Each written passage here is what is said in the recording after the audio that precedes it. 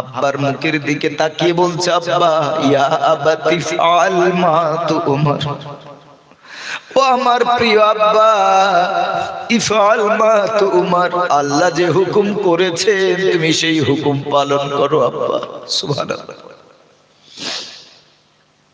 সন্তান পালায়নি, আব্বা বাপকে সান্ত্বনা দিচ্ছে, আব্বা তুমি চিন্তা করবে না, আমাকে তো অনেক ভালোবাসো, আমি জানি তোমার কষ্ট হচ্ছে, কারণ পৃথিবীর কোন বাপ তার নিজ হাতে তার সন্তানকে হত্যা করতে পারে না। আমি জানি তোমার মনের অবস্থা, তুমি চিন্তা করো না আব্বা, আল্লাহ যে হুকুম করেছে সেই হুকুম তুমি পালন করো। আর তুমি চিন্তা করছো কুরবানি দেওয়ার সময় আমি পালিয়ে যাব, আমি দৌড় দেব, আমি ছটফট করব, তুমি এই চিন্তা করছো আব্বা? চিন্তা করো না, সাতাজিদুনি ইনশাআল্লাহু মিনাস সাবিরিন।